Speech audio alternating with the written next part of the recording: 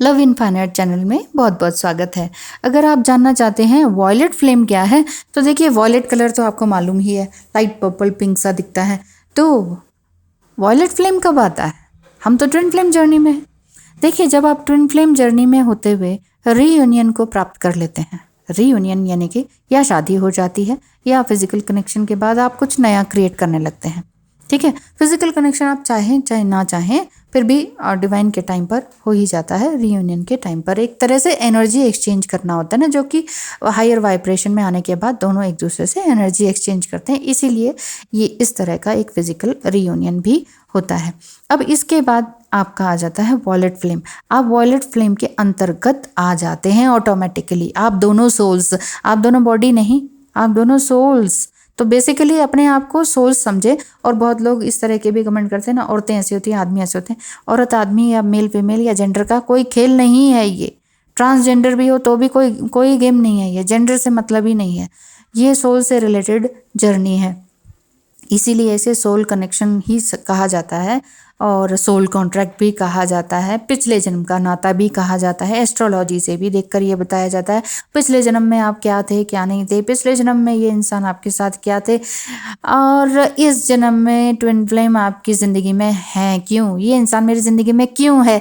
अगर आपको ये जानना है तो आप बृहस्पति होरा शास्त्र के अनुसार मैं आपको बता दूंगी एस्ट्रोलॉजी से कि ये इंसान या वट एवर जो भी आप हैं, जो भी जिनके भी बारे में आप जानना चाहते हैं, जिनके बारे में आपको लगता है कि ये बहुत ही अच्छे हैं, ये इंसान मेरी ज़िंदगी में क्यों है, या कोई ऐसे कार्मिक या आपके पेरेंट्स होते हैं, ये कब मेरी ज़िंदगी से जाएंगे, ये मेरी ज़िंदगी में क्यों है, ये मेरे ज़िंदगी में क्यों ऑब्स्टेकल क्रिएट करते रहते हैं आज बचपन से लेके आज तक, इसके बारे में भी जानना है तो ये भी मैं आपको बता सकती हूँ। एग्जैक्टली एक्यूरेट आंसर आपको मिलेगा एग्जैक्टली। ठीक है, तो ट्विन फ्लेम जर्नी में आप हैं और रीयूनियन आपका हो गया है तो वॉयलेट फ्लेम में आप आ जाते हैं, यानी कि एक दूसरे के साथ हारमोनियस यूनियन के बाद आप मानवता के लिए, ह्यूमैनिटेरिज्म के लिए कोई ना कोई काम करते हैं, चैरिटी वर्क करने लगते हैं, कुछ ना कुछ स्पिरिचुअल वर्क करने लगते हैं, दूसरों को गाइडेंस देना शुरू करते हैं और एग्जैक्ट डायरेक्शन बताने लगते हैं कि ऐसे नहीं ऐसे करो, ऐसे नहीं ऐसे करो। आपने कहीं सीखा नहीं होता है। अब जैसे मैंने भी ट्विन फ्लेम जर्नी का कोई कोर्स पढ़कर तो नहीं आई हूँ ना, मैं कोई इस तरह का कोई कोर्स तो नहीं किया मैंने कि इतने साल का कोर्स किया चलो जी अब वीडियो चैनल बनाना शुरू करते हैं। ये मेरे अपनी ही मोटिवेशन जो हुई है अंदर से ही, जो कि ईश्वर ने कहा ऐसे करो ऐसे करो, और जब सफल हो गए, किसी मुकाम पर पहुंच गए, तब ये लगा कि हाँ अब ये समय है दूसरों को गाइड करने का। और इसी तरह का अगर आपके साथ भी ये फीलिंग हो रही है और साथ ही साथ आपको ड्रीम भी आ रहे हैं, जैसे ड्रीम आते थे मुझे भी, तो वैसा मैं बता देती हूँ आपको। अगर आपको भी ऐसा लगता है, ऐसे ड्रीम आते हैं कि आप कहीं हवा में उड़ रहे हैं या आपका स्वरूप ही देवी स्वरूप हो गया है, खुले बाल हैं, आपके सिर पे मुकुट है, आप उड़ रहे हैं, नीचे ग्रीन गार्डन है, बहुत दूर दूर तक देख रहे हैं ग्रीन ही ग्रीन है, बहुत से लोग हैं कि आपके लिए हाथ जोड़े बैठे हैं और कह रहे हैं कि आप आएँ और आप कुछ सजेशन दें, गाइडेंस दें, तो आप उन्हें सपने में पर्टिकुलरली क्या बोल रहे हैं वो भी आपको सुनाई दे रहा है, क्या गाइड कर रहे हैं वो भी आपको सुनाई दे रहा है। और इवन अभी आपको इस चीज़ का विश्वास नहीं हो रहा है कि, और समझ नहीं पा रहे हैं कि ये क्या हो रहा है मेरे साथ, मैं इस तरह से उड़ते हुए किसी को क्यों गाइड कर रही हूँ या कर रहा हूँ। इस तरह के ड्रीम्स आ रहे हैं उड़ने के, ज़्यादातर उड़ने के। और आप जैसे आप उड़ रहे हैं और बिना किसी डर के, लेकिन साथ ही साथ आपको ये दिख भी रहा है सपने में कि आप किसी की हेल्प कर रहे हैं। अगर इस तरह के ड्रीम्स आपको आ रहे हैं तो समझ लीजिए कि आप सही रास्ते पर चल रहे हैं, वॉयलेट फ्लेम की तरफ आगे बढ़ रहे हैं। और आप खुद से क्या कर रहे हैं, आपको तो डिवाइन ही बढ़ा रहे हैं। डिवाइन आपको अलग अलग तरीके के एक्सपीरियंसेस दिखा रहे हैं।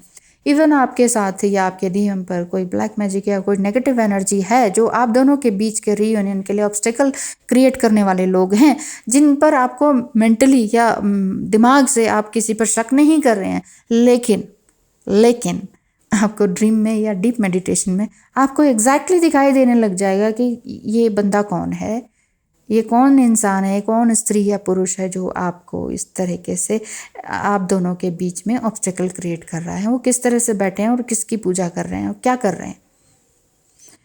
इस तरह की अगर आपको फीलिंग्स आ रही हैं तो धीरे धीरे आप अपने आप से जुड़ने लगेंगे।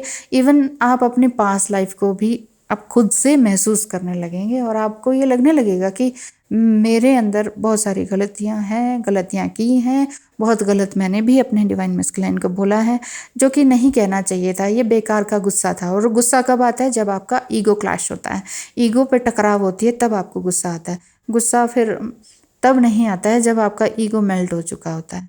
अब 100% तो नहीं कह सकते, लेकिन थोड़ा बहुत ईगो तो रहता ही है, चाहे वो स्पिरिचुअल ईगो हो जाए या कुछ और हो जाए। लेकिन कोशिश लगातार यही करते रहने चाहिए कि ईगो आपका किसी भी काम में रुकावट ना बने। और इसीलिए जब ये वॉयलेट फ्लेम में आ जाते हैं तो आप अपनी ज़िंदगी को बहुत ही अच्छे तरीके से बिताने लगते हैं, क्योंकि ये एक ट्विन फ्लेम जर्नी, बार बार मैं बताती हूँ, एक प्लेटोनिक लव है, प्लेटोनिक लव रिलेशनशिप है, कोई सेक्सुअल रिलेशनशिप नहीं है। जो लोग कहते हैं वो हम तो लगातार यही काम करते रहते हैं, यही वीडियोस देखते रहते हैं, यही हमारा डीएम हमसे डिमांड करते रहते हैं कि चलो let's do some fun, physical fun, तो ये समझिए कि या तो वो आपके डीएम नहीं है, या फिर ये समझिए कि उनकी जो अभी सेक्सुअल एनर्जी है वो अभी शांत नहीं हुई है, तो उन्हें अभी छोड़ ही दें तो ज़्यादा बेटर रहेगा। क्योंकि जब तक आप निचली एनर्जी में रहेंगे ना, रूट चक्र कितना सबसे नीचे ही होता है, और फिर आप ये चाहेंगे कि ब्रह्म को भी प्राप्त करें, यूनिवर्स कॉस्मोस तक भी बात पहुंचाएं अपनी। कैसे हो सकता है? दो चीज़ें एक साथ नहीं हो सकती, दो नावों पे आप नहीं चल सकते, एक की डायरेक्शन लेफ्ट है, एक की डायरेक्शन राइट है, नहीं हो सकता है ना।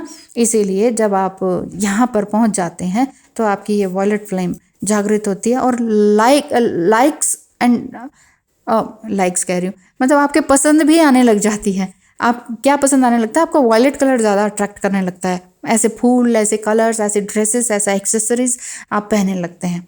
इवन अपने डीएम को भी गिफ्ट आइटम देते हैं तो इसी तरह का वॉयलेट कलर का देने लग जाते हैं। तो इस तरह की बातें अगर आपके साथ हो रही हैं तो बहुत ही अच्छी बात है। Thank you so much and congratulations पहले ही दे देती हूँ।